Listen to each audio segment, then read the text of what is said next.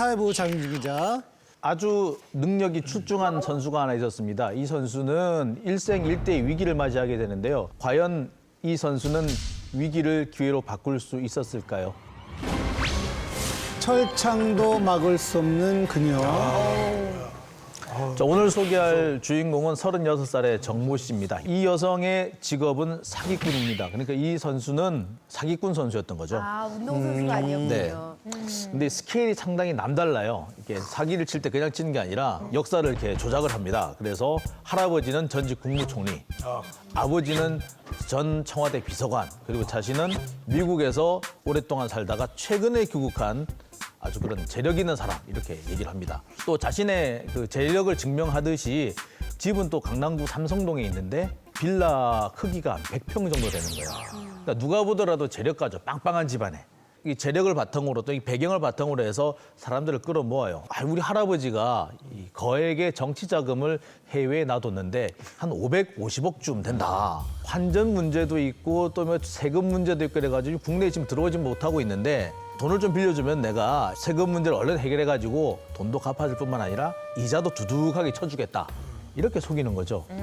모두 10명이 14억 원을 이 정 씨에게 뜯기게 돼요. 근데 이런 정 씨의 범죄 행각은 오래 가지 못합니다. 그 피해자들의 신고로 이 감옥에 붙잡히게 되죠. 그래서 징역 9년을 선고받게 됩니다. 예, 세죠. 세게 받은. 여기서 끝난다면 이게 선수라고 부르기 좀 약하잖아요. 이제 재소자를 상대로 해서 사기를 치기 시작하는 거예요. 그 안에서 네, 그 안에서. 대단하시다. 작은 사회죠. 그 안에. 작은 사회요. 예. 그러니까 이 정 씨가 말빨이 하도 좋았던 모양이에요. 그래서 자기 잘된 집을 보여줘요. 내가 돈이 없어서 여기 온 건 아니야. 라고 하면서 통장 사본을 보여줘요. 28억 원이 들어가 있는 겁니다.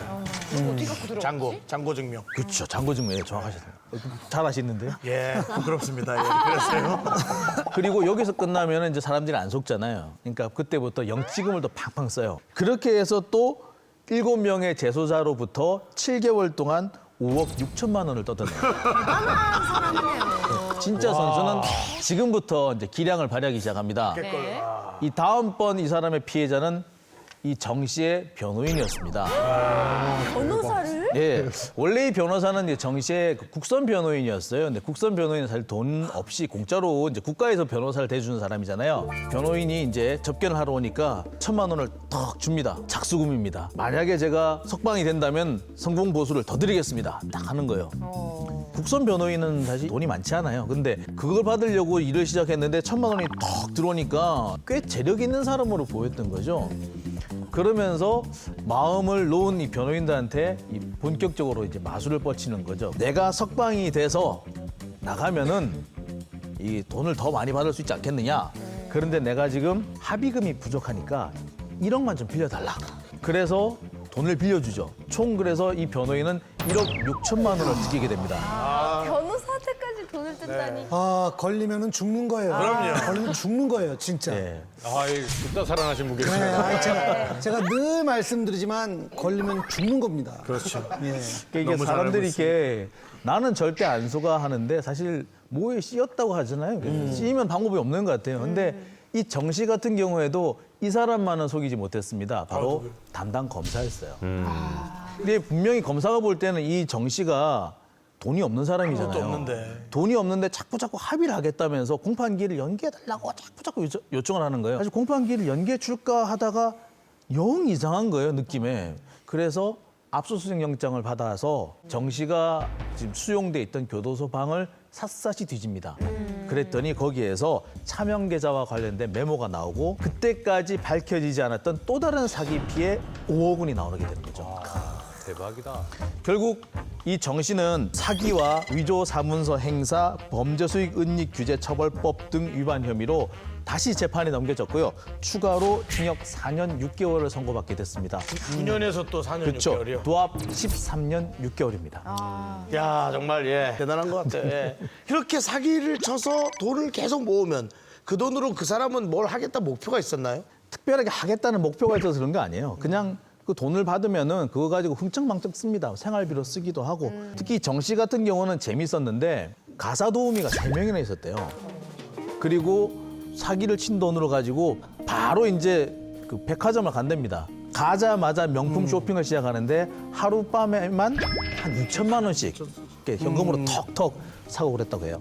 야, 근데 이게 철창 안에서 사기를 칠 정도면 이 바깥에 조력자가 없이는 이게 사실 불가능한 일이잖아요. 분명히 누군가 있었을 거 아닙니까? 사실 좀 다들 의아하게 생각하는 게 28억 원이나 들어있었다는 그 통장, 이 통장이 어찌 된 거냐는 거죠. 이 통장을 사실 만들어준 사람이 정 씨의 어머니였다고 해요. 그러니까 명의 자체가 정 씨 어머니 명의였고요. 사기친 돈을 이제 가지고 오면은 이 돈을 이제 세탁을 해줬대요. 결국에 친어머니가? 그렇죠. 예. 그러니까 사기죄의 방조범이 되는 겁니다. 현재 이 정 씨 어머니 역시도 불구속 상태에서 재판을 받고 있습니다. 아니 이 상황을 말릴 수 있는 좀 정상적인 사고 방식을 하는 다른 가족은 없었어요? 이 정 씨가 아이가 셋 있었는데요. 남편의 존재가 확인이 잘 안 돼요. 재밌는 거는 이 정 씨가 구치소에 들어갈 무렵에 넷째를 임신을 하고 있었다는 겁니다. 근데 보통 이제 그 여자들이 아무리 그렇지만 아기를 어떻게 범죄에 사용하지는 않잖아요. 근데 이 정 씨는 피해자들이 돈 내놔라. 내가 너 못 믿겠다. 그러면은 내가 내 아기를 걸고 꼭 내가 돈을 갚겠다라고 거짓말을 했다고 합니다. 아니 근데 급풍 사기꾼한테 당한 변호사는 저는 정말 안타깝거든요. 변호사들 사이에서 굉장히 좀 어떻게 보면 망신스러운 일 아닙니까? 이번 사건 같은 경우에는 누구인지까지는 알려지지 않았고 30대 초반의 젊은 변호사다 이렇게 알려져 있습니다. 그러니까 아마 아직까지 때가 좀 덜 묻다 보니까 그렇게 됐던 것 같아요. 아니 그리고 이렇게 될 수도 있겠다라는 생각이 드는 게 변호사들은 이제 판례로서 공부를 했는데 현장 필드에서 뛰던 사람들이 막 자기 앞에 와가지고 이렇게 기술을 사용하면 그건 뭐 아니죠. 당할 수도 있겠네요. 마지막으로 정리해 주시죠. 자, 이 사건 보니까 2번 이상 속은 사람이 꽤 있었더라고요, 정 씨한테. 그래서 제가 2번 이상 속았다는 그분들에게 꼭 전해드리고 싶습니다. 처음 속이면은 속인 사람이 나쁜 사람이고요. 이 2번째 속으면은 속은 사람이 바보라고 합니다. 그런데 또 3번째 속으면은 속은 사람이 나쁜 사람이다. 라는 얘기까지 했습니다. 지금 여러분 주변에서 웃고 있는 그 사람 조심하시기 바랍니다.